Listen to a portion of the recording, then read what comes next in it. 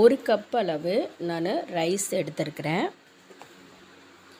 இந்த 1 கப்புக்கு வந்து பார்த்திங்க அப்படின்னா துவரம்பருப்பு ஒரு 2 ஸ்பூன் அளவு இதில் சேர்த்துக்கிறேன். இது சேர்த்துனதுக்கப்புறம் இதில் நம்ம தண்ணி ஊற்றி இந்த மாதிரி நல்லா பிசைஞ்ச மாதிரி கழுவி விட்டுருங்க. கழுவி ஒரு 2-3 தண்ணி அலசி எடுத்துடுங்க. அலசி இந்த தண்ணியை கீழே ஊற்றிடுங்க.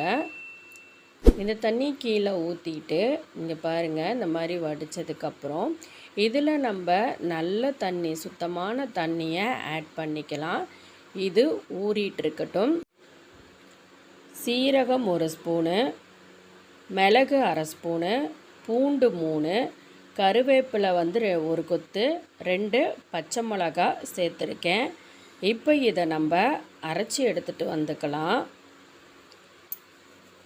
ஒரு குக்கர் அடுப்பில் வச்சுருக்கேன். இது ஹீட் ஆனதும் எண்ணெய் 1 ஸ்பூனு சேர்த்துக்கோங்க. நீங்கள் விருப்பப்பட்டீங்கன்னா இதோட ஒன்றா நெய் வந்து 1 ஸ்பூனு சேர்த்துக்கலாம். இது ஆப்ஷன் தான், ஆனால் ரொம்ப டேஸ்ட்டாக இருக்கும் இந்த நெய் சேர்க்குறது. இப்போ நெய் சூடானதுக்கப்புறம் இதில் ஒரு 1/2 ஸ்பூன் அளவு கடுகு சேர்த்துக்கலாம். கடுகு நல்லா பொரியட்டும்.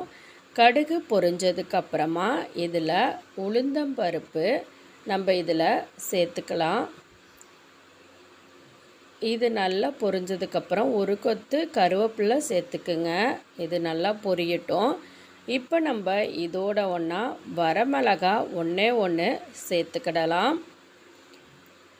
இதெல்லாம் சேர்த்துனதுக்கப்புறமா பெருங்காயம் ஒரு 1/4 ஸ்பூன் அளவு சேர்த்துக்குங்க. அதுக்கப்புறம் நம்ம அரைச்சி வச்சுருக்கக்கூடிய ரசத்துக்கு உரியதை இதோட ஆட் பண்ணிக்கலாம். ஆட் பண்ணி ஒரு 2 நிமிஷம் இந்த எண்ணெயிலேயே இந்த மாதிரி வந்து வதக்கி விடுங்க. இதோடைய வாசம் வந்து ரொம்ப நல்லாயிருக்கும். எண்ணெயில் வதக்கி விடும்போது இந்த ரசமும் நல்ல டேஸ்ட்டாக இருக்கும். 2 நிமிஷம் வதங்கினதுக்கப்புறம் இதில் வந்து பார்த்திங்க அப்படின்னா ஒரு 2 தக்காளி எடுத்து சேர்த்துருக்கிறேன். அந்த தக்காளியும் இந்த எண்ணெயிலேயே வந்து வதக்கி விடுங்க. இப்போ நம்ம இதில் தேவையான அளவு உப்பு சேர்த்துக்கலாம். உப்பு சேர்த்துட்டு இதில் கொஞ்சம் நம்ம வந்து ஒரு 1/2 ஸ்பூன் அளவு மஞ்சத்தூளும் சேர்த்துக்கிடலாம். இதெல்லாம் சேர்த்துனதுக்கப்புறம் இதை நல்லா இந்த மாதிரி வந்து மசிச்சு விடுங்க. அது நல்லா மசிஞ்சாதான் இந்த ரசம் சாதத்தோடைய டேஸ்ட்டும் சூப்பராக இருக்கும். இப்போ நல்லா மசிஞ்சிருச்சு தக்காளி. இப்போ நம்ம இந்த சைஸில் ஒரு புளி எடுத்து ஊற வச்சு கரைச்சி அந்த புளி தண்ணி எடுத்துருக்கோம். அந்த புளி தண்ணியை இப்போ இந்த மாதிரி மசித்த அந்த ஸ்டேஜில் தான் நம்ம வந்து ஆட் பண்ணணும். புளி தண்ணியை இதோட ஒன்றா சேர்த்துக்கலாம். சேர்த்து நல்லா வந்து கலந்து விட்டுருங்க. இப்போது இந்த புளி தண்ணியை நம்ம சேர்த்துட்டோம். இங்கே பாருங்கள், நல்லா வந்து கலந்து விட்டுருங்க. இது கலந்து விட்டுட்டு இந்த மாதிரி கொதி வரணும். இந்த ஸ்டேஜில் நம்ம எடுத்து வச்சுருக்கிற அந்த அரிசி பருப்பை தண்ணியை வடிச்சிட்டு இதோட ஒன்றா சேர்த்துக்கலாம். இதை சேர்த்ததுக்கப்புறம் நம்ம இதில் 1 டம்ளருக்கு 4 டம்ளர் வந்து தண்ணி கணக்கு வச்சுக்கோங்க. ஏன்னா இது வந்து நமக்கு கொலைய இருக்கணும். அப்போ தான் இதோட டேஸ்ட்டு வந்து நல்லாயிருக்கும்.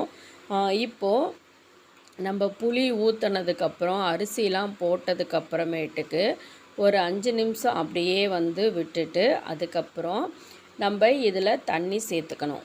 1 டம்ளருக்கு 1 டம்ளர் அரிசினா 4 டம்ளரு தண்ணி ஊற்றிக்கிங்க. ஊற்றிட்டு நல்லா கலந்து விட்டுட்டு உப்பு பார்த்துக்கோங்க. இந்த ஸ்டேஜில் உப்பு இல்லை அப்படின்னா உப்பு வந்து சேர்த்துக்கோங்க. இப்போ நம்ம பொடியாக கட் பண்ண கொத்தமல்லி தழை இதோடு சேர்த்துக்கலாம். இது கண்டிப்பாக சேருங்க. இது ரசத்துக்கு வந்து ரொம்ப டேஸ்ட்டு கொடுக்கக்கூடியது. நல்லா சேர்த்துனதுக்கப்புறம் இது எல்லாத்தையுமே வந்து ஒன்றா கலந்து விட்டுருங்க. கலந்து விட்டுட்டு இங்கே பாருங்கள், இந்த மாதிரி நல்லா கலந்து விட்டுருங்க. உப்பும் பார்த்துக்கோங்க. இப்போ நம்ம குக்கர் மூடியை போட்டு விசில் போட்டுடலாம். நான் ஒரு 3 விசில் விட்டு எடுத்திருக்கேன். விசில் இறங்கினதுக்கப்புறம் இப்போ இதை நம்ம ஓப்பன் பண்ணிக்கலாம். இந்த மாதிரி ப்ரெஷர் ஓப்பன் பண்ணி அதுக்கப்புறம் இந்த மூடியை வந்து ஓப்பன் பண்ணுங்கள். இப்போ நம்ம ஓப்பன் பண்ணி பார்க்கலாம். இங்கே பாருங்கள், ரசம் சாதம் ரெடி ஆயிடுச்சு. இங்கே பாருங்கள், கொலையாக இருக்குது. இதை நம்ம வேறு ஒரு பாத்திரத்தில் நம்ம மாற்றிக்கலாம்.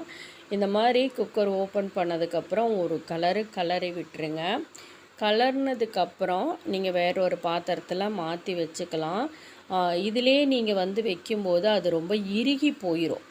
குக்கரில் எப்போதும் சாதம் அப்படியே வச்சிட்டோம்னா இறுகி போயிடும். இப்போ இதை நம்ம வேறு ஒரு பாத்திரத்தில் மாற்றி வச்சிட்டோம் அப்படின்னு வச்சுக்கோங்களேன், இது அப்படியே இங்கே பாருங்கள், அந்த கொலன்னு இருக்குது பார்த்தீங்களா, இது அப்படியே இருக்கும். இது குழந்தைங்கள்லேருந்து பெரியவங்க வரைக்கும் ரொம்ப விரும்பி சாப்பிடுவாங்க. இப்போ நான் இதை வந்து வேறு ஒரு பாத்திரத்தில் மாற்றி வச்சிட்றேன். இங்கே பாருங்கள், நான் மாற்றிட்டேன். ரொம்ப சிம்பிளானது. நம்ம ரசம் தனியாக சாதம் தனியாக வந்து செய்கிறதுக்கு பதிலாக இதை செஞ்சு பாருங்கள். அதுவும் இல்லாமல் நம்ம எங்கேயாச்சும் வெளியில் போயிட்டு வந்தோம் அப்படின்னா வந்த உடனே வந்து எதாவது சாப்பிட்லாம், என்ன தான் வெளில சாப்பிட்டாலும் வீட்டில் சாப்பிட்ட மாதிரி இருக்காது இல்லைங்களா? அப்போ உடனே குயிக்காக செய்யணும் அப்படின்னா இந்த குக்கரில் செய்யக்கூடிய ரசம் சாதத்தை ஒரு முறை ட்ரை பண்ணி பாருங்கள். இதோட டேஸ்ட்டும் வேறு லெவலில் இருக்கும். குழந்தைங்க பெரியவங்கன்னு எல்லோரும் விரும்பி சாப்பிடுவாங்க. மீண்டும் மீண்டும் நீங்கள் ரசம் சாதம் அப்படின்னாலே இப்படி தான் வைப்பீங்க. அந்த அளவுக்கு வந்து இதோடைய டேஸ்ட்டு வந்து சூப்பராக இருக்கும்.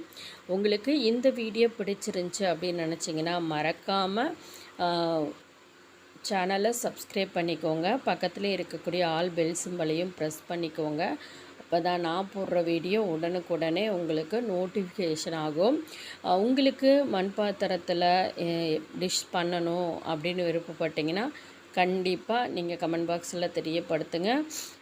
இதே சாதத்தை மண் பாத்திரத்தில் எப்படி சமைக்கணும் அப்படின்ற ஒரு டவுட் இருந்தால் கூட அதையும் கமெண்ட் பண்ணுங்கள். நான் மண் பாத்திரத்துலேயும் இதை எப்படி சமைக்கிறதுன்னு சொல்லி காமிக்கிறேன். தேங்க்ஸ் ஃபார் வாட்சிங்.